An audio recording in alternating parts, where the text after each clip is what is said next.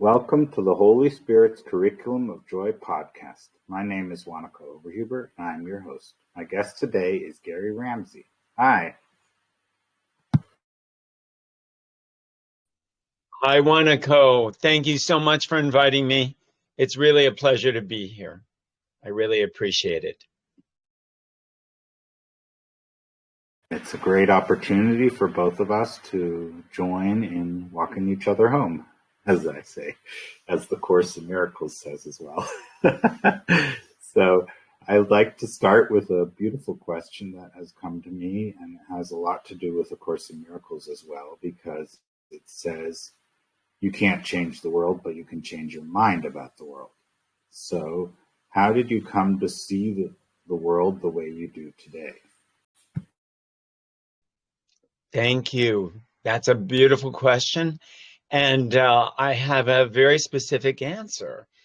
I walked into my specialist, my doctor, who was a specialist, his office, to get results on tests I had taken in August of 2015. And he looked at me and he said, I have to tell you in no uncertain terms that you could die at any minute. And I looked at him, and literally the entire world was no longer what it had been before he said that. It was as though everything in my universe had simply, the best way I can say it is, it stopped. It just stopped. There was no longer any past. There was no longer any future. There was no longer a me versus a him. It was as though I was just transcended into this unbelievable now that I didn't actually know what to do with. It was like stopping a film, just like stopping a film.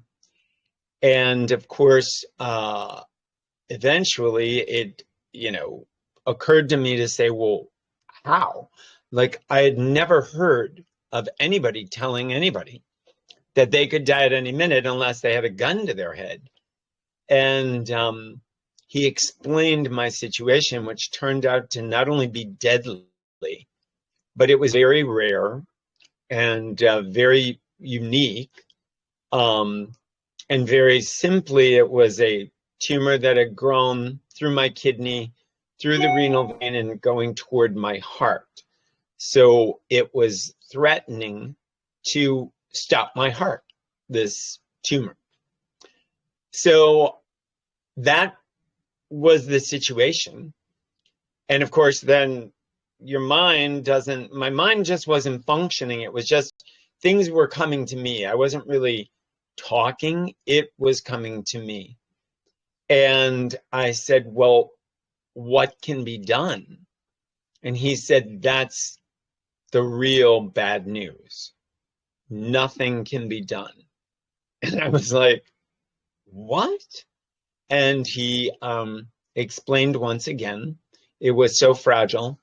Anything they attempted, be it surgery, radiation, or any kind of therapy, they said would only aggravate it, and in fact would actually make it rupture, and I would die faster. So that is really how I started this journey.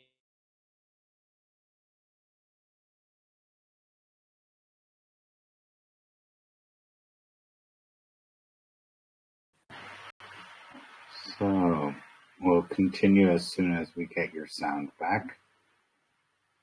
So yeah, that sounds like a really, really elementary thing when you are faced with this situation where you can't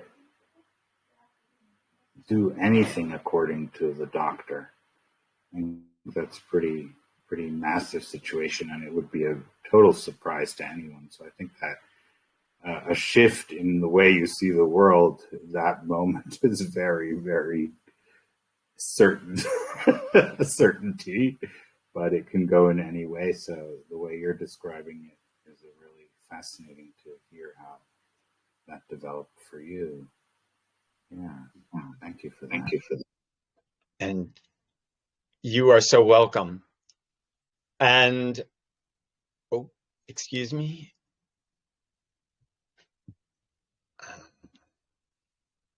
There, am I, can you see me? Yes. And so that's really kind of like day one of my life. It felt like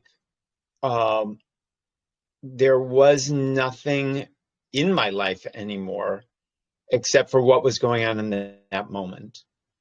So literally, I was left with my death, my impending death. As the conversation went on, you know, I asked him, was there anything I could do? Could I, you know, prevent something? He said, nope. He said, it can happen at any time. No one has control.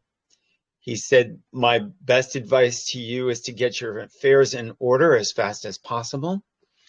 And he said, I will do anything I can. If you would like to try a surgery, you can go ahead and do it. But he said, I will guarantee you will die during that surgery. So without really even, again, thinking or whatever, I just all of a sudden had this impulse to ask for all my records. And he said, well, yeah, I will give you your records. It's not a problem. He said, but, you know, I don't think there's anything you can do with them. And I said, well, I just want them. And right there, that came as a surprise to me because I didn't want them. I didn't think there was anything to be done according to what I was being told. So I said, but I want them. I knew I wanted them. And then shortly after that, he gave me his personal number, told me to call if I need anything. Whatever I decide I want to do, he would help me, blah, blah, blah. And then I just had this unbelievable feeling I had to get out of there. I just had to leave. I just was in there too long, and it was like I was being closed in. So lo and behold, I left, and it was a beautiful day in late August of 2015. And there was a park there, not far from where I was. And I kind of went to that park. And all of a sudden, out of nowhere, I really received a moment that I call a state of bliss. I was absolutely thrust into this existential bliss, where once again, kind of like at the beginning of the discussion in the office, there was nothing. There was no me, there was no them, there was no anything around me, yet I was cognizant and involved with all of it. I and it were just one. And there were all kinds of things going on. Children playing, nannies, people, old men playing chess. There were all kinds of things going on, but I felt completely a part of it and yet totally in another realm, not almost like a seer, a watcher. And it was so overwhelming that I sat down on a bench somewhere there. And I don't know how long I was there, what happened, what went on, but all of a sudden I woke out of it. It was like I came out of that state. And I thought, oh my gosh, I'm supposed to die. That's what this is really about. And there are no options. And maybe this is, maybe I just did die and I don't know it yet. So there was vast confusion. And then a woman's name came to me, Anita Morgan. I don't know if you're familiar with her, but she's a woman who legally died of her end-stage cancer in Hong Kong and was in a coma. She had had a near-death experience, and she came out of that coma and completely healed within days, really. And I thought, oh, wait, maybe I won't die. Maybe I'll have a miracle like her. I'd been a big fan of the book. I had given it to people that I knew that were very ill. And I said, maybe that's what this is about. And then all of a sudden, again, it was thrust onto me like, oh, you need to call this person. So I called. And then it was like, you need to do this. And so I did that. And it was almost as though God and my angels were just taking me. I was no longer in charge. There was no me to be in charge. And it was really, truly a beautiful, I know it's one of the most terrible things that anybody could probably go through, but it was truly the most blissful, beautiful experience I've ever had. And so I then proceeded home, not really knowing what I was going to do. I had spoken to my sister on the phone. I told her the same thing. I don't know what I'm going to do. And as I put the key in the door, it came to me to get online and research Germany. And the reason was because a few years prior, they had taken Farrah Fawcett there for her cancer. And even though, she did eventually die, a friend of mine said that Germany had some of the top cancer treatments in the world. And all of a sudden, I was inspired to go on the computer. So I ran upstairs to my apartment, got onto the computer, and researched cancer treatments in Germany, and came up with this fabulous facility I saw on the pop-up section, right on the right side of the computer. That was in Mexico. And it was this hospital that treated cancer people.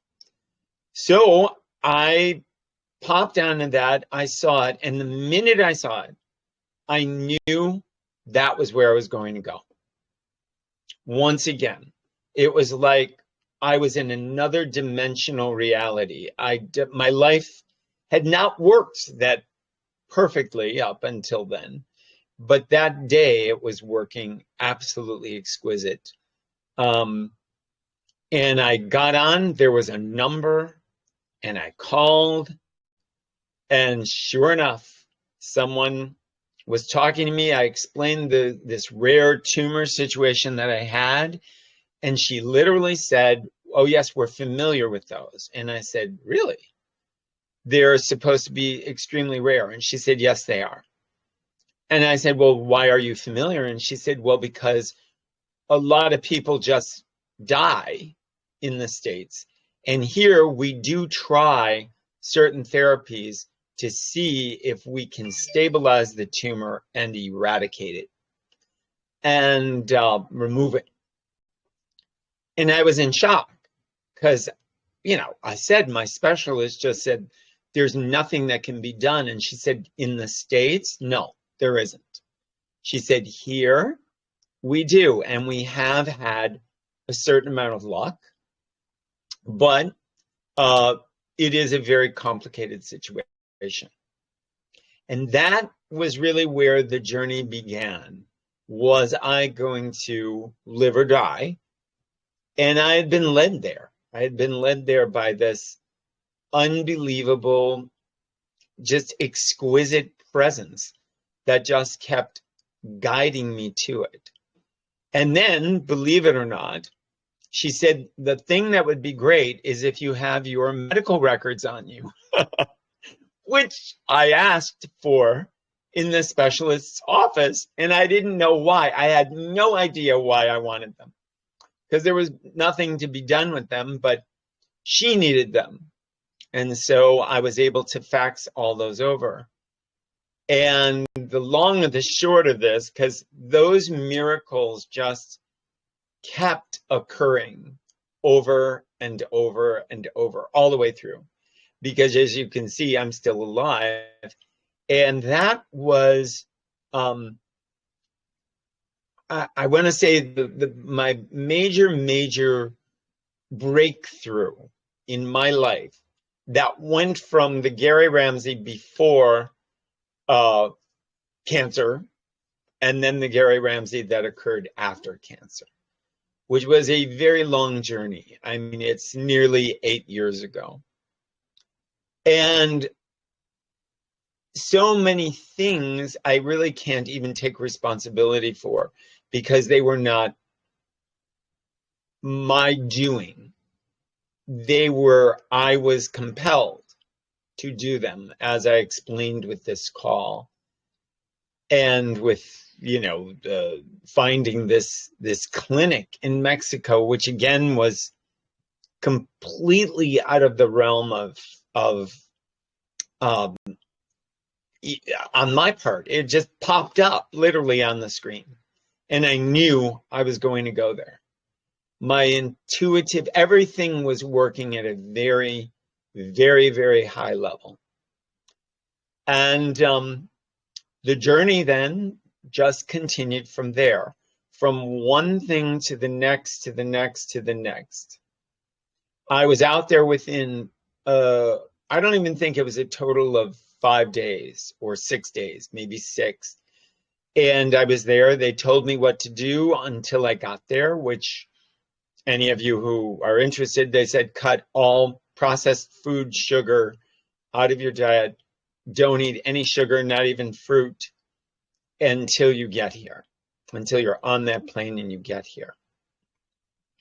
And that is what I did. And then we proceeded to work with this quote unquote deadly tumor.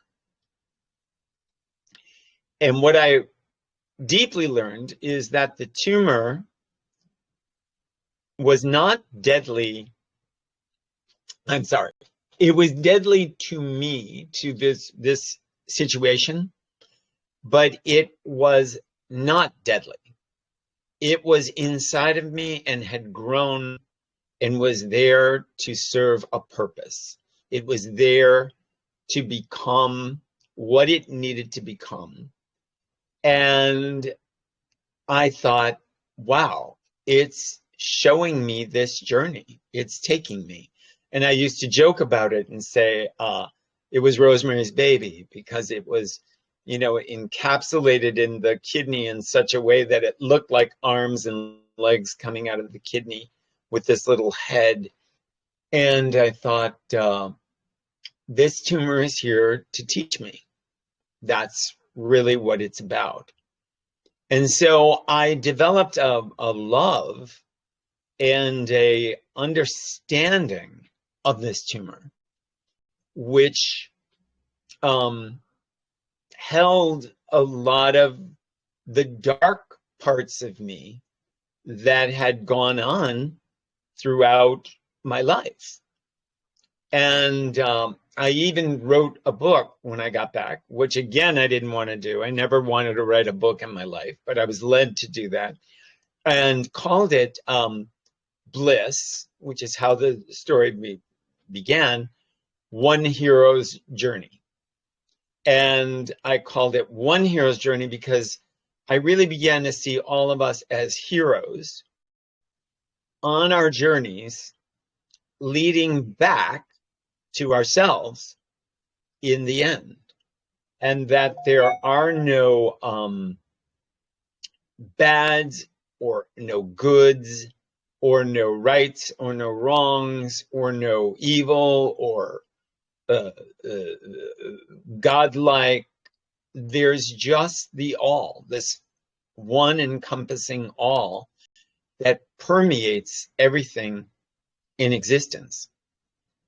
And that journey put me, how can I even say this?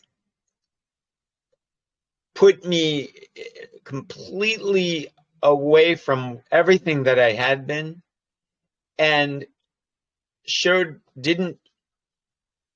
didn't allow me to know where we were going to go. I guess that's the best way I can put it. I didn't know, again, I didn't even know if I would survive this. And even at the facility in Mexico, during my surgery, I had to have a family member there in order for them to perform the surgery because the chances of me dying were still very great. Very, very great. And I did that. Obviously, it was all successful. And I realized on that journey, and this is what I currently do in practice and still investigate and look toward, is that it is a blessing when someone is given such an opportunity to embrace everything that they've ever believed, and then to face death and not really know what the outcome was going to be, what I was going to be at the end of it. And I really didn't believe I would survive, or know that I would survive, until I woke up from the surgery. And once again was told it was miraculous. Your blood counts all of a sudden came into alignment right as we were doing the crucial part. The tumor in the kidney came out like a baby, which I found funny because I kept calling it a baby, Rosemary's Baby. And I literally felt honored to have been given this stupendous experience. And then I was, from that, kind of on a mission. My story had gotten out. Anita Morgan, there was another thing. We then met. I decided to go listen to her talk at one of her tours. And somebody there had heard my story and had gotten it to her. And then we connected, and I actually spoke at that lecture. And of course, said she was one of the people that inspired me because she had come through death. And that's kind of what woke me up and set me to travel on my journey. And she was the one that inspired me that, yeah, maybe there's something out there for me. And that's how the book came into being, which, again, as I've mentioned, I never wanted to write a book. I never had any, I'm not a writer. And I have helped a tremendous amount of people from that time with their cancers or fears or, their death sentences or diagnoses. And on that whole journey, I realized that we are really the ones in control. But, and what I mean is in control of ourselves, but we don't know it. We have the strength and the ability to overcome whatever we truly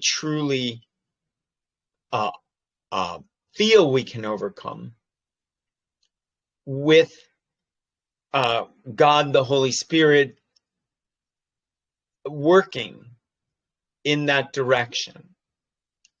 But of ourselves, by ourselves, we are not really capable of much of anything. And everything then we desire comes from a very different place in our beings, and usually is connected to some sort of need or neediness or self egoic, in an egoic place. So I was really given a crash course through my quote unquote impending death that actually rocketed me into this life that I am now living. And what and how this is all going to go is beyond me. Because now, after 6 years, all was going very well. My cancer returned, except this time it returned as stage 4 metastatic renal cell carcinoma, which basically was another death sentence. So I got my second death sentence 6 years later. And it has, now once again thrown my life into another and newer direction. So it spread to my brain and both lungs. I was supposed to die 6 months ago, a little over 6 months ago, for this cancer. Supposed to die almost 8 years ago for the other cancer. And once again, I am going through this journey, helping other people who are also stage 4. I didn't know a lot about stage 4 until I got it. And I am now redirecting my energy and realizing, oh, this is just another journey to go through this, because this is where God the Holy Spirit has led me. And once again, I don't want to be egotistical in this, but I am showing the way through the fact that I don't die. I don't fit the quote unquote the rules of my cancer. And it hasn't gone the way that it's supposed to have gone. I was supposed to be dead with the first. I'm supposed to be dead already with the second, and that isn't happening. And that is about us. That is about our unique ability to embrace and go beyond what we do not believe we can go beyond. And that is really where everything has been in this past almost 8-year period. It'll be 8 years in August. 8 years in August. Why I was chosen, I don't know. I do know it's been the most unbelievable learning experience of my existence. I do know that I've done things that I never imagined I would do. And I do know that I feel so blessed to be the person doing it. But that's all I really know. And that's all I've, I guess at this point, that's all I really can say at this point.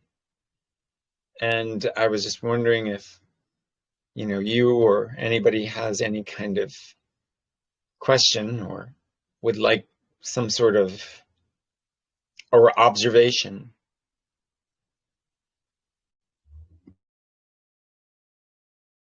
Yeah, from my side, I'm wondering, because there's many people who have this terminal sentence put on them, and many do not go the journey you went. They don't have a bliss experience or this or that, or they don't tell about it. Maybe they do, I don't know. But I have not. There's those like Anita Morgan, yourself, and some others, who have these really radical change of view about everything. And there's those who don't have that, or don't speak about it if they have it, and then they die, because it doesn't mean that if you have it, you will continue to live or not. We don't know, right? The plan could be another one. Like you said, you never know. But what I was wondering is, do you have any idea why you chose to let that voice in you, or that force in you that knows what to do, tell you what to do, how that was possible for you to let that happen. And I think, there's many people who probably, instead of doing that, will go down what you might call the ego, or others would call the ego thing of oh my God, I'm going to die. I can't do anything. It's the end. What should I do? Well, I don't know what else, right? But they might not they might not get that input from that thing, that part of themselves that knows what to do, right? And I'm wondering if you have any explanation about that. I actually do, because in my life, I was always gravitated toward the unknown, that which is not materialistic. I always am fascinated with the spiritual end, or the mysterious end, the mystic parts. I was an actor to begin with. I became an opera singer, which again has a lot of spiritual connotations in it. They even call them devos and divas. And that was one of the things I learned about my past, that God is everywhere present. The Holy Spirit, everywhere we are, it's always there, no matter what it looks like. It's always there. But then the question is can we become aware, as you asked? So in my journey, I chose, and I, again, really had a deep desire to know more about the inner workings of the body. So I started doing a technique called the Alexander technique to help clients and other people that I worked with their issues, vocally, body-wise, to help them kind of release out of their predicament. If they were losing their voice or having pain somewhere. And I became more and more successful at it as I did, and I trained to become a teacher of it. And then I had an even more heightened ability to really use my mind. And that's really what you do in Alexander. You use your mind in order to change the state of the physical or the mental or the emotional or the psychological. Because as we know, everything comes from the mind. My name is Gary Ramsey, comes from my mind and the programming of my mind to believe that to be true. And as we all know, if I were knocked in the head and had amnesia, I wouldn't know who Gary Ramsey is. So these are the things that I explored. And as I got better and better, I could actually get people out of their pain and get them calmer, get them to have more space around the issue that they were having. And that right there is what allows more openness, I feel, to connecting with spirit guidance, that the more calm we are surrounding the situation, the easier it is to access. Now, I had been doing this practice back then in 2015. I had been doing it for well over 17 years. So I was pretty experienced in that. And I think it was pivotal in how I was led on that journey. Whereas someone who is of I'll call it the matrix of our world, which is the ego side of our world, which is all about, facts and information and all of these kinds of things. If they're really tied into that, they're pretty far removed from their own self. So therefore, when they get a diagnosis, the diagnosis is generally, for most people, not very good. There are a few people that get good diagnoses. And even when they do, they still can be very scared by the treatments and the procedures. And once fear, and this is the one thing I learned on the first journey, once fear enters, really, in a sense, that is the devil. If there is such a thing as a devil, that is the devil. Once we become overwhelmed or we allow fear to come into us, because we must do it. So my doctor said you could die at any minute, but it didn't make me afraid. It shocked me. I will admit that. I didn't realize there was something that could do that. That was that powerful that it could just take me out any second. I'd always heard of people having 2 weeks to live or 2 months. So that shocked me, but it didn't terrify me. And because I've always been fascinated with that idea of what is death about? What does happen? I lost some of the most important people in my life before I was 10 years old. So I was kind of well versed and was given that opportunity to see that. And as we all know, all of it ends in death. I mean, death is always on the board with everybody. And now I've even come to see that every moment is dying and is being reborn, and dying and being reborn.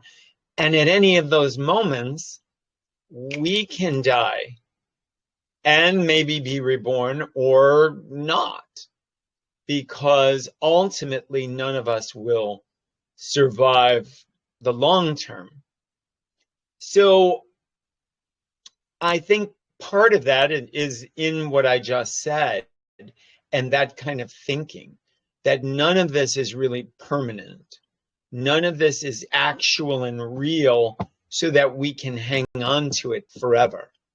It's only ours momentarily. Therefore, it's more on the illusion realm than it is on the reality realm. But though I treat reality with respect, I don't give it all of my faith. I give faith to that which I don't see or don't know. But I know through my faith that it's there and it never leaves. And everyone has the same thing going on. But as you stated, some people just don't recognize because they haven't investigated it deeply. And when do most people investigate? When they're struck with tragedy, either their own tragedy or someone else's tragedy. And that happened with me when I was dying. Many people investigated themselves way more deeply than they ever had. And I made a big impact in that regard because everybody saw me as really healthy and well and did the right things and ate well. I was, I had a thriving practice. I was an opera singer. Nobody saw me as a target for death. And then all of a sudden, not only was I quote unquote dying, but I could die at any second. But it's true of anyone. Anyone could have a massive heart attack or a hemorrhage or an aneurysm or a multitude of things. Even a child, even an infant. And that could be their last moment. So that exploration had always been around before the cancer. But of course, then I was faced with it. And that, that puts a whole different spin on it. And so I became very intimate with death. And I always tell people the first cancer, I really did expect to die. I didn't feel this clinic, which was wonderful in Mexico. I didn't feel they would be able to really make it happen. And they did. They absolutely did. But my faith was that no matter what happened, all would be well. And I got a lot of that from Anita Morgan. She was told that on her journey, that no matter what she decided, whether she was going to continue or die, all would be well. And I believe that wholeheartedly. In fact, that's one of the things that struck me about her story. And so that is my, I guess my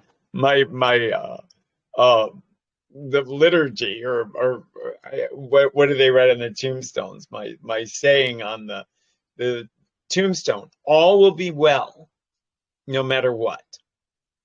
And that's what got me through, and that's what got me through to the other side of that first journey. This second journey is not actually as difficult or as serious as that one, even though it's stage 4. But again, we're programmed in this world here to believe that stage 4 is insurmountable. Stage 4 metastatic. We believe it's insurmountable. It's not. It's not. So far, I've healed the brain cancer that I had in one of my lungs, but I'm still having problems with my other lung. So I still have cancer in one lung, but it is no longer what it was when I was first diagnosed. And we are the warriors and the heroes of our journey. We truly are. Although I'm not a big warrior, I don't like to fight. I know a lot of people love to fight on their journeys, but I'm not one of those, like Jason and the Golden Fleece. That's not me. I really do, though, what I did on my journey was love. I really loved every aspect, every gift, every part of it that had been given to me. I'm so sorry. I really loved it. And I loved it universally until death did we part. And fortunately, we didn't part. I stayed here. And as I look at this second journey, will this second journey, be the last one? I don't know. I don't know. And I am unafraid of how this one ends. I know that but whatever the ending, I know all will be well, no matter what. There will be no difficulty.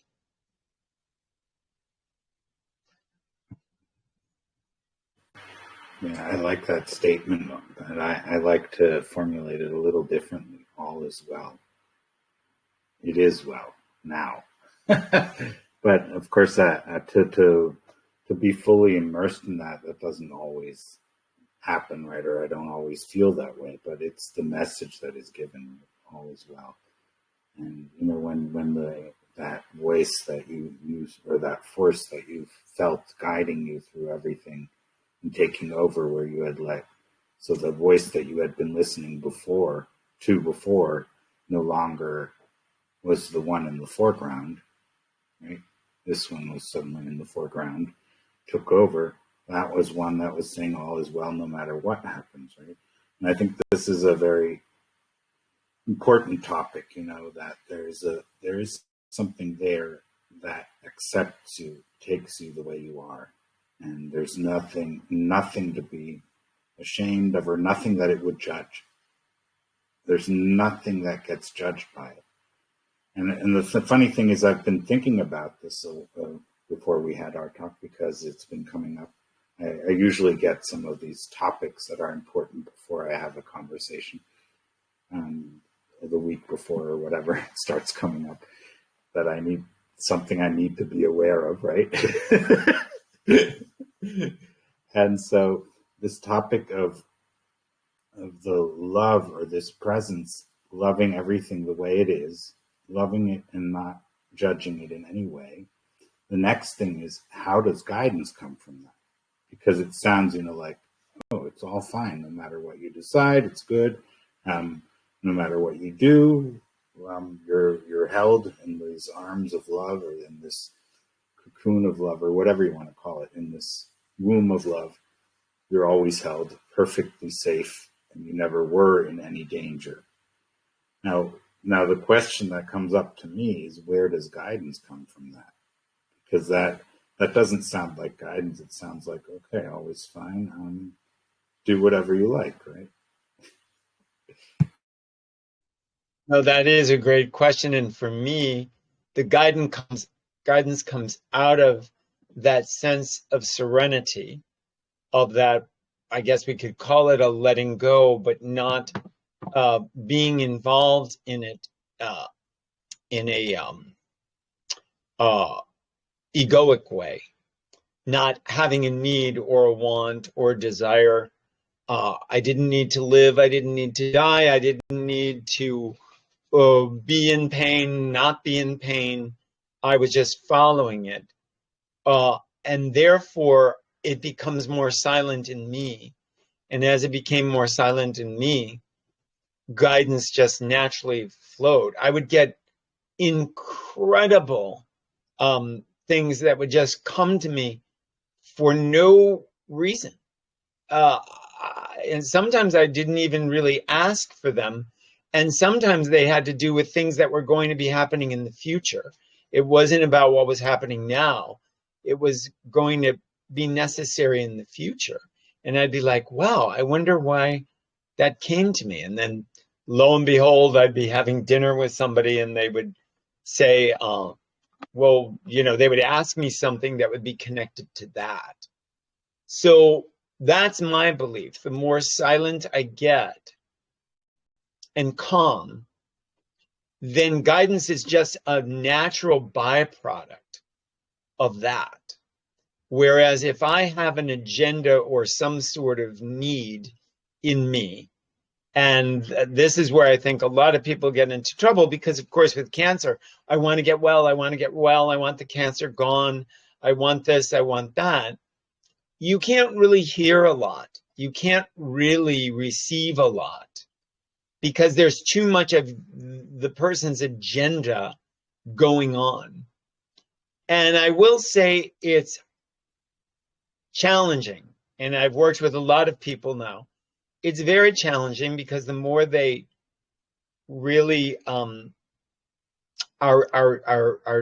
attached to who they are and what they do and how they do it, the more it can be very insidious to find that stillness, to find that sense of ease or quiet. But it is there in that ability of letting go. And that's the whole thing about letting go. When I used to hear that phrase, that's the truth. You're letting go of all that you thought you knew, think you know, or ever will think you know. And you completely remain calm and peaceful and wait for it to come to you as opposed to you going to it. That's my best explanation right now of that. Who knows, with this next cancer, I might come up with more. But, it's all joyful and it's all really gifts if one can get their thinking out of this dimensional reality and into the reality of God and the Holy Spirit. One can really see the shift. Like I can see the shift in it. And even though I still, like, the cancer in this left lung, it got worse. It got worse. That's why I'm still dealing with it. And it was getting better, but I was on something that made a reaction happen. So it blew up the cancer in this lung. Most people would become depressed by that. And for me, it's another opportunity of finding out, well, why did that happen? What is it about? What is it in me that allowed that. And now I get to go back to Mexico and we have another journey. So I don't see it as a negative. I don't really see any of it as a negative. Even the brain cancer, which was very bad. My brain cancer was in a very bad location. And I lost, well, I didn't know who I was anymore. That's how bad it was. I didn't know who I was, where I was, what I did. And to be honest, it was really quite fabulous because my brain had swelled and pushed it into the right side. So I was kind of having a heightened moment once again, except, you know, this time it was produced for me. The brain did it. I didn't do it. I didn't fall into it. It just happened because of the brain. And I realized those states are gifts, heightened gifts. And there was another woman that spoke about this. Jill Bolte Taylor wrote a book about my stroke of insight. She had a massive stroke that took out half of her brain. And she writes that that was probably one of the most astounding things that occurred. And once again, she was a scientist, neuroscientist. I think she received it because she was a scientist and fascinated by what was happening to her, as was I, both times fascinated. And I know Anita became fascinated as she went on her journey. She didn't start that way. She started very, very terrified. She will say that herself. In every book, she says she was terrified of dying. But then she became fascinated and stimulated by that. And that's what I would say to most people. Keeping that kind of mind of open fascination, very much like a child, and relishing what is occurring instead of negating it or trying to repel it because we feel like, oh, no, this is horrible. It's really not horrible unless we call it that. It really, our mind must label some things in a particular way. And why can't having a deadly disease be wonderful? I mean, who decided it was going to be horrible? The world outside of us. And so I don't label. I don't really label it because I don't really know what it is. I only know that it's come to me and it's come to me with purpose. And so I'm not going to put it into any a box and say, this is it. And that part of it has been successful. And it's what I encourage people who come to me to do. Stop the programming that we've been given since we were little. Stop saying that this is how the world works. Just simply allow it, to do what it would like to do.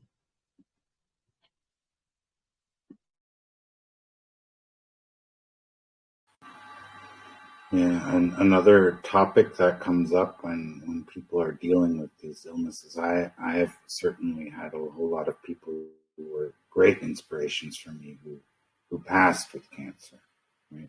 So I do see that side as well.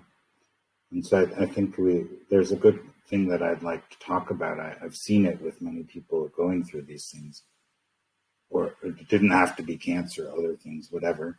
That they would, have these plans. They'd start planning what they will do when they're healthy again.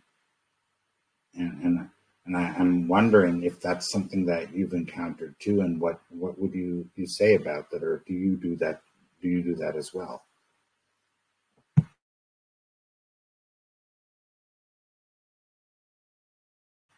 You need to turn your sound on. We don't hear your answer.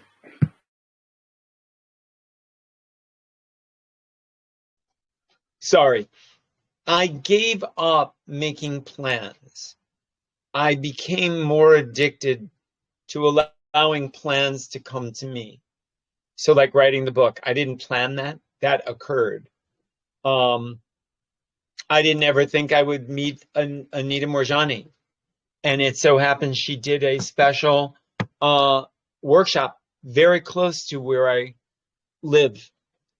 So I just look for what kind of falls to me. I no longer plan. And I know there are a lot of people that planning is what keeps them alive. But I'm more interested in the universe's plan rather than my own personal plan.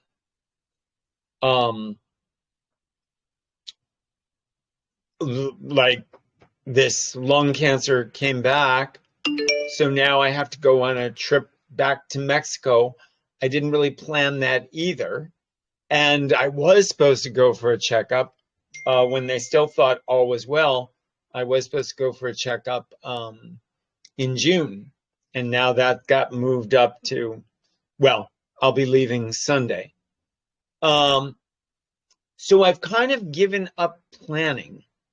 Also, when I got the terminal cancer, because the brain cancer was so severe, I couldn't get a key in a door. You know what I mean? I had to keep remembering, I couldn't type, I couldn't live my life anymore.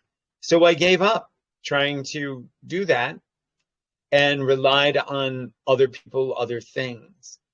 And this cancer really, I gave up plans. I really, really, really, truly gave up all my plans. The first cancer, I still had plans. I did more operas when I got back. I had, like, I'm going to do this, I'm going to be this. So the first cancer, yes. But this cancer, no. I'm not at all interested in where life goes after this. And I don't know where it'll go. I don't know what will occur. I don't know what I'll do. I don't know. Everybody asks me, oh, you're going to write another book. And I'm like, I don't know. Maybe not, maybe I won't survive it. It doesn't bother me any longer. I'm unfazed by the things all of us have been trained and programmed to do since we were young, to have a plan, to go in a direction. I'm waiting for the direction to come to me, or the plan to come to me, as opposed to me going to it. And, funny, if I would have heard somebody say that years ago, I was saying, oh, that's kind of obnoxious. I mean, what is this person? They think they're, better than everybody else or higher. And it's not that at all. It's just, it no longer sustains me in the same way as it once did. I don't get excited. Really, everything excites me. And yet everything is kind of the same because it's all beautiful and wonderful. And I'm always wondering, okay, where does this thing go? And I just follow it. I just follow it like a path. I just follow it. And then all of a sudden you come to this garden and you go, oh, this is where this goes. And it's like, that's great. And that's really from the second cancer, not the first, from the second. So I can now delineate my cancers, what one was versus the other, and they both have been, exceptionally amazing to me.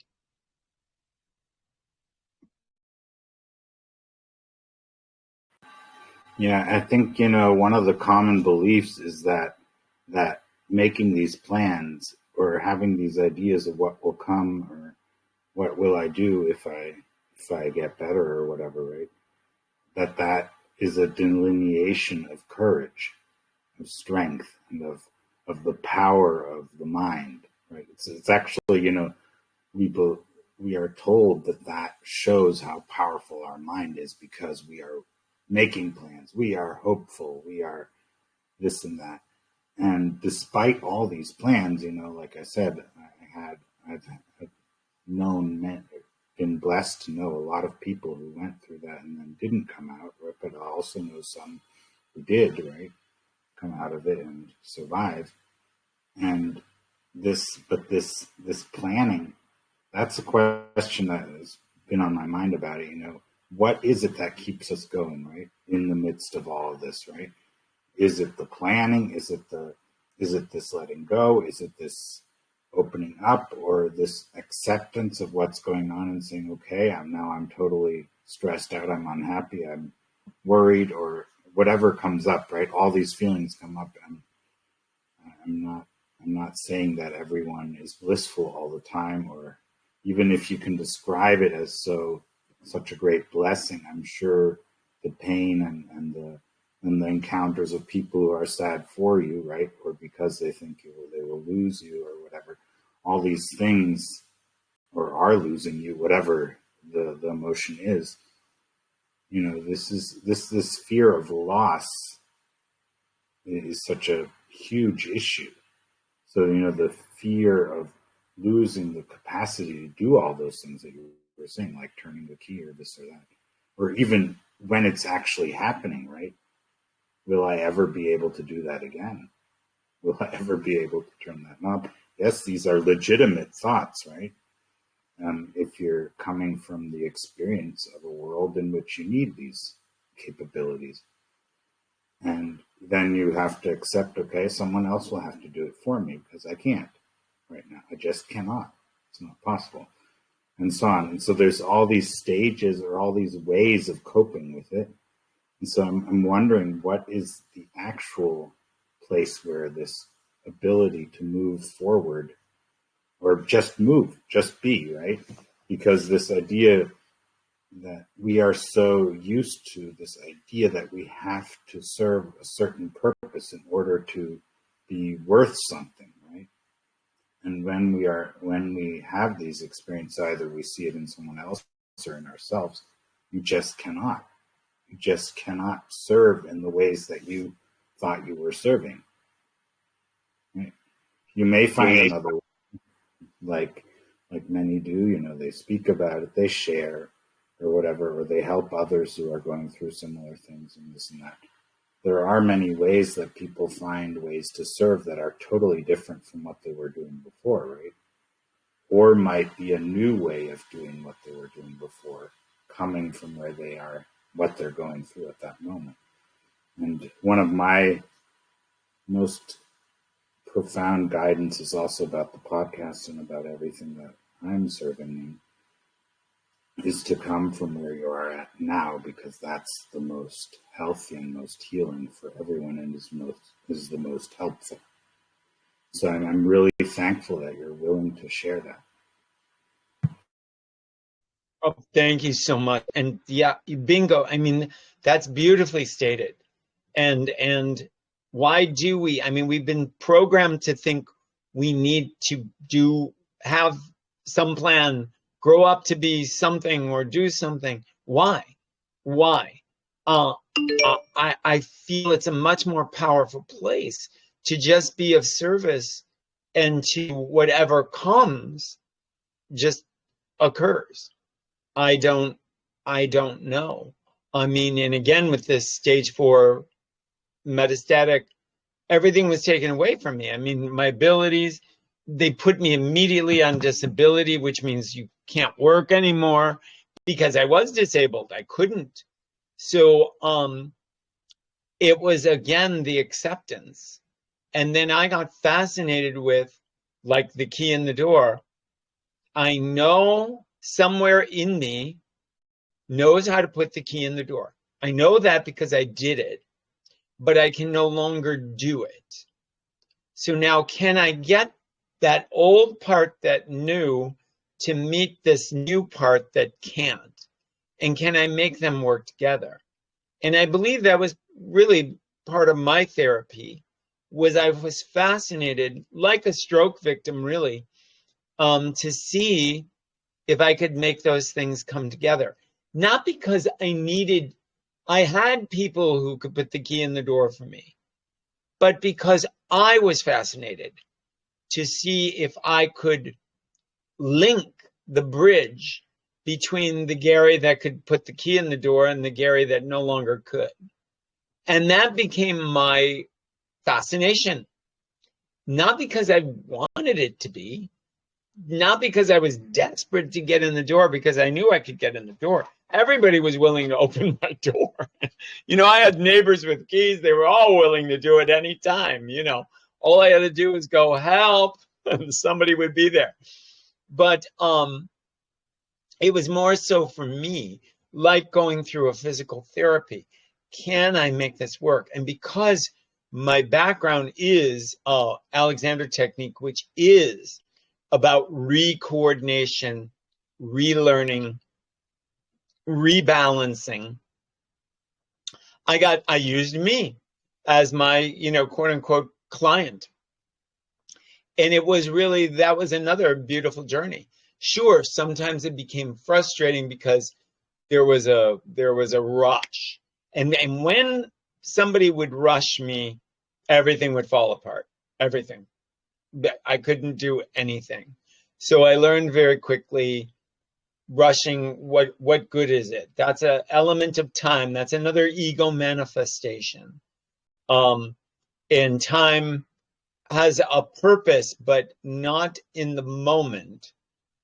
In the moment, it's just, well, as we all know, when we're involved in something, it all becomes timeless. There is no time. So time doesn't seem to exist anymore. So I really, really focused on those points and ideas.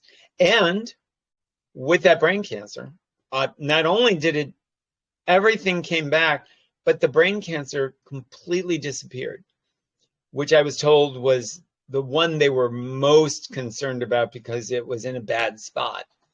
And, chicken or egg, why did that occur? Was that because, I don't know, once again, I was just inspired to work with it in a different way? I don't know. But I, offer people the idea, why do we need to be able to do these things? Why do we need a plan? Why do we need, to be of relevance to something? That's all internal. And if it's something you want to do, okay, fine. But do we really need it? And that's what I found on this journey. No, I really didn't. I didn't need. And I guess I always go back to that same thing. When we are quote unquote needful or needy, right? It's in a sense, it feels like we push away what it is that we want. Where I wasn't needful. And as I say, I could have 5 different people open my door at any given moment. And I wasn't needful of it. But yet it was available to me. And then, the exploration, could I open the door? I didn't need to open it by myself. I wasn't trying to prove anything to myself, like, yeah, I'm back, I'm on, my brain cancer's good, it's gone. Never. I didn't know. I thought maybe the brain cancer was going to win. At the beginning, it looked like it was. But once again, it didn't. So thus far. And now lung cancer. And will that win? I don't know. Maybe it will, maybe it won't. So now I'm going through that journey and it's unfolding. And I'm allowing, and I'm giving up those, what do you want to call them? I guess my best word is programs. The programs that we think we should do or be or say, or politeness even.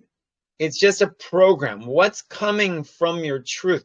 What do you want to express in that moment? Just like this talk, neither one of us had planned where this was going to go or how it was going to go. And it's going this way. And maybe, some people will find this fascinating, and others will find it, and others will be like, oh, this is stupid. But that doesn't matter to me. It's of no relevance to me. I don't need anything from that either. I just love seeing what unfolds as I leave it alone and let it, like a seed that you plant, and then you let it do its thing, you know? And if it's someplace where you can water it, maybe you throw a little water on once in a while, but you allow it to come to its own fruition. And that's kind of what I'm doing with me. That's my new experiment. What will I become? What will happen? And whatever it is, I go always back that it will all be well. As you had stated before, it will all be well, no matter what. It will all be fine.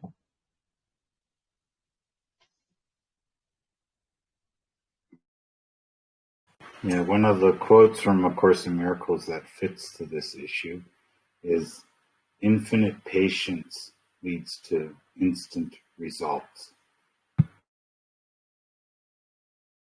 Yes, and isn't that beautiful? Because patience, man, that is where it is at, especially with, crazy cancers. Patience, but bringing up children. I mean, teaching. We can name a million different things in this world where patience is truly a virtue and not demands, as this world so often produces. Demands. You have to do this, you have to do that. I mean, I had people, doing things that, here I had brain cancer. You must fill out these papers. You have to submit this. You have to. If I had not had somebody helping, forget it. I could have never done it. Never in a gazillion years. And yet the system expected somebody with severe brain cancer to be able to do it. I couldn't even write my name. And at one point, I couldn't even remember my name. So it's, that's where infinite patience is really salvation, truly salvation. And I am a big advocate of just allowing and seeing where it wants to go. And even with getting the key in the door, where did the key want to go? Usually it would want to go up to the left, away from the doorknob. And I thought, isn't that interesting? Isn't that weird that it wants to go in the opposite direction? And I knew it, I was aware of it, but I couldn't make it go. And I said, okay, well, let's think of it in a different way. Let's think of it as going down to the floor. And then as I'd go down to the floor, it would go closer to the knob. And it was like, isn't that weird? So I was playing with what did it need to feel safe in order to connect with what it used to be able to do. And it's all an experiment. Life is a grand experiment. We are all our own experiment. And that's what I'm doing, experimenting. Even the fact that I went to Mexico the first time, people threatened me. They said they would never talk to me again. And some of them never did. Some of them never spoke to me again. But they told me if I did something as stupid as go to Mexico, they would never speak to me again. No patience there. There was no, qualm about that. Now, some of them did speak to me again, but some of them didn't. Some of them didn't because it so violated their sense of truth. And to be honest, when it was successful, it made them even angrier. They were even more upset because they felt like I was proving them wrong. I wasn't doing anything. I was just allowing whatever was going to happen. And I would tell people, yeah, maybe I will kill myself. Maybe I will die. but they're telling me I'm going to die anyway. So what's the difference? What is the difference? So either I kill me or they kill me. It doesn't, or the cancer kills me. What is the big deal? But so many people had such, opinions and judgments, even about that, even though it had nothing to do with them. So that was another profound teaching, another profound lesson, that I really, again, all of it is such a blessing. I can't tell you what a blessing it all has been. It's like I really started living life 8 years ago. Like all of a sudden I woke up. It was like a resurrection or something. It was just like, oh my God, where was I all this time? And then when I got the second cancer, it was like another resurrection. Like, oh my God, where was I all this time?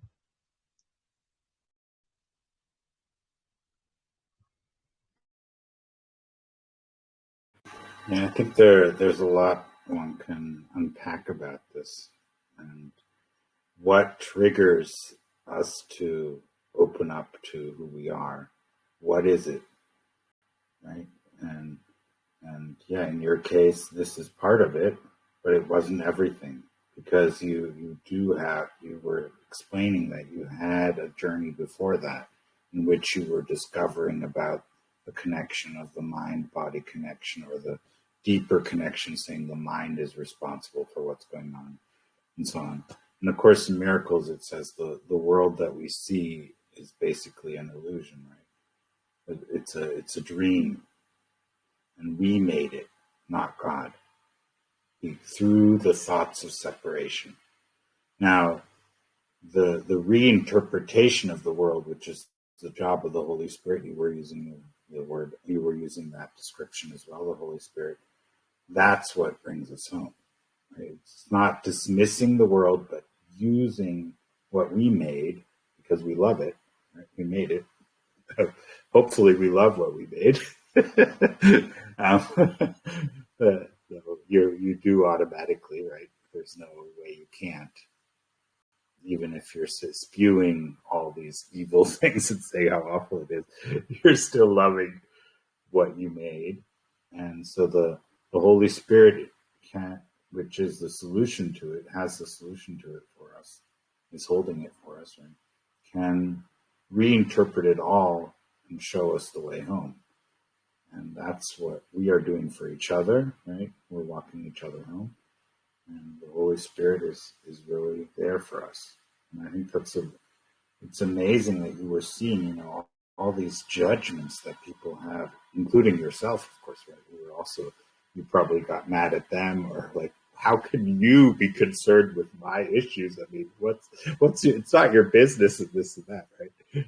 And whether I die this way or that way, you were saying, who cares? I mean, they were like, it matters, if you die in a car accident, it's a totally different thing than if you die because someone gave you the wrong medication. You can't compare that, right? So, yes, so there's a lot to unpack about all of this. And I think it's really important that you're stating this issue of who is the one deciding, right? And why are these relationships with these people so important that I might give up what I want to do? I mean, they're telling if you do that, I'm not going to be your friend anymore. Yeah, well, how many times have we lost friends over something we decided to do? Plenty of times. And how many times have we gained friends because we decided to do something? That's true as well. We got all our friends because of decisions we made. And we lost all the friends that we lost are also because of decisions we made. So, or the decisions that were there, right, from whomever. We don't actually always know whether it was them or us or something else entirely that we don't even know how to comprehend. But anyways, so I think it's a good thing to look at.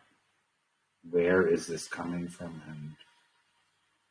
and how is it helpful? Yeah. Absolutely. Again, that's really beautifully stated. And again, I want to just add that I think it's each person must decide for themselves. That, so many people now ask me, well, what do you think I should do? And it's like, I don't know what you should do. I have no idea.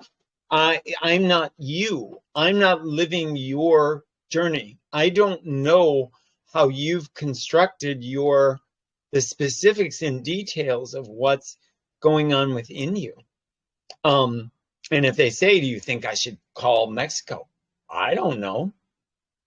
Do you want to call Mexico? I mean, that's really the question. I don't know. You might be with the greatest doctor ever right now. I can never give real advice because I've really learned on this journey, it's individual and it's each one of us kind of treading through and deciding. And I just know what I know for me. That's it. I don't claim to know for anybody else. And I'm not, a psychic. I can get hunches or things when I work with an individual, or I get guided to go someplace and they'll say like, oh my God, why did you go there? That's exactly what I was hoping you would do. I follow, but I would never tell somebody there's one way home. Never. And I always encourage people to empower themselves and to find out what their connection is to their guidance, to the Holy Spirit, to God, because even that's different for everybody. And some people, you say the word God and they freak out. You can't even say that, they get like, oh, this is a Jesus freak or something, So I don't really push anything on anybody. Of course, when I come somewhere here, I speak freely, but I don't, ever condemn or encourage anything that anybody does. And I support everything. And then, only the only advice I ever give, if something feels really bad or you're afraid of it, I would question that. Why are you feeling bad or fearful? So what is that about? And I'm not saying I have the answer, but what is that about? I've had people say my doctor scares me. And it's like, well, what do you think that's about? What do you think that's about? Why, where is that coming from? But that's up to them. That's up to them. And so that's really my biggest message. We have all the answers, really, if we can connect to them. And the depth of that connection in us and through us and outside of us. We've got it all. But it can be tricky. And I know for myself, the trickiest moments were when I got fearful. And the brain cancer would do that to me quite a bit. One time on the train, I wasn't sure if this train was going in the right direction or the wrong. And for some reason, it freaked me out. And all I did was stop and breathe and really just was very patient and was like, okay, we're not going to go anywhere. We don't have to go on the train. We don't have to go on any train. As a matter of fact, we can turn around and get out of here. So I kind of talked myself down, and that was kind of shocking too, because I'm not normally a fearful person. But with the brain cancer, oh my God, I would get freaked out if I put my glasses down and couldn't find them, which, is no big deal. But the brain cancer made me highly about things. And I was just patient. was kind of like having a small child who's really terrified of something. I just was patient and did the best I could with that situation. So. Yeah, that's another fascinating aspect of what we were speaking of before. This place within us that says, yeah, no matter what you do, I'm here for you, but I'm not going to tell you what to do. That has to come from somewhere else. That's a very fun one, yeah. So before we wrap things up, I would like to give another opportunity for anyone to ask or comment or share something, and then we'll wrap things up.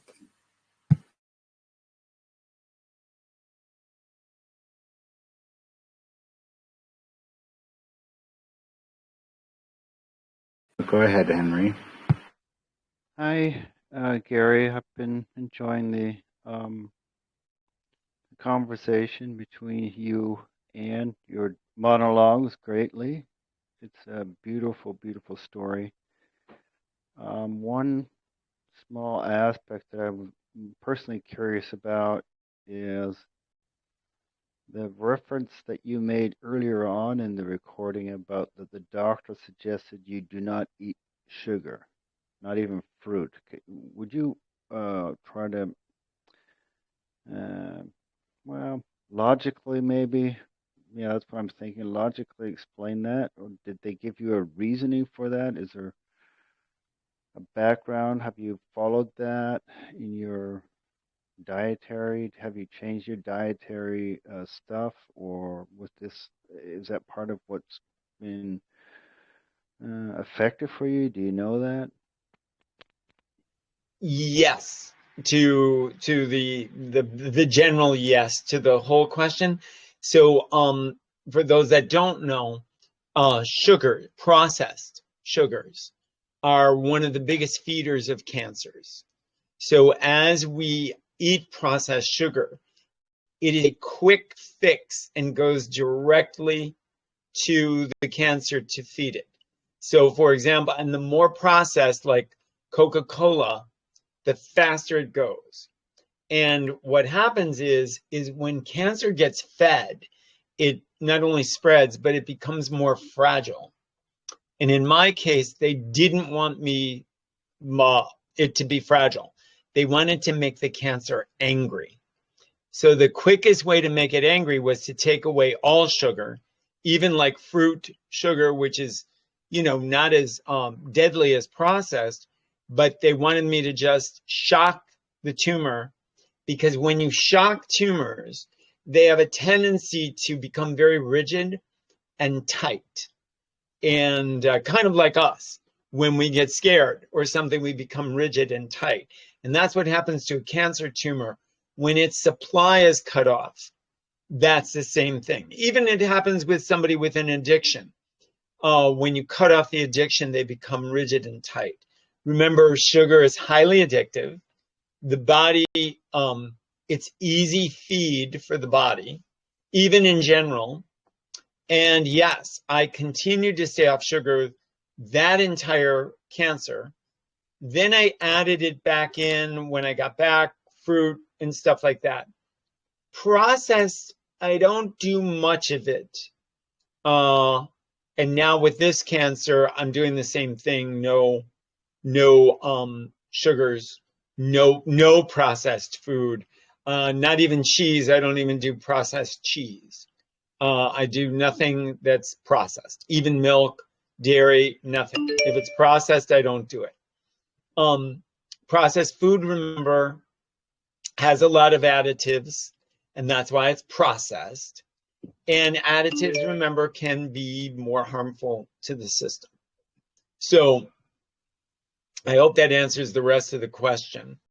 I stay away from it. And, when I was feeling good and all was going well, I would have it sometimes, but I didn't make it. I've never gone back to doing processed sugar as a quick fix. never use processed sugar in coffees or teas or any of that. I just don't do it anymore. I don't enjoy it anymore. But it has been 8 years. It has been 8 years. But initially, they wanted me to shock the tumor because I did have to get on a plane and fly to Mexico, and they didn't want that to rupture the. Sometimes the air pressure can make tumors activate, and mine, if it activated, would be terrible. So that's why they did that. So I hope that answers your question, Henry. Yeah, that's great. Thank you.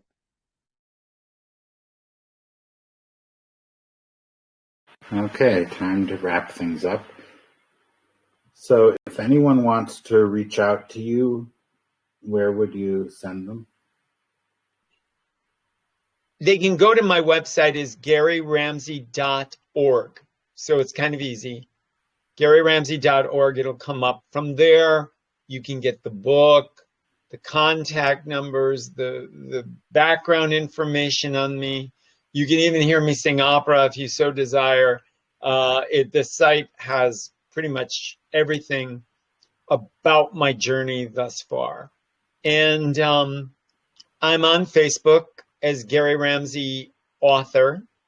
And that's really, a platform that I use. And Instagram, I'm on as Bliss, which is the name of the book. But all of these things interconnect, and once you go one spot, it'll connect you to another. So it's pretty easy to find me. In fact, even if you just put in Gary Ramsey Bliss, I come up in a lot of different places, on Amazon especially, because that's where the book is. All right. Great. So I'd like to thank everyone who's participating in any way by listening, watching, and I would like to ask you all to spread the word if you like this, give reviews, subscribe to the podcast, and do whatever you can so people can find the many conversations that are already here and the ones that will be coming. And you're also welcome to join me in a conversation as well if you want to share a message of love or whatever that means to you, and peace and so on. So yeah, there's many fascinating conversations coming up as well.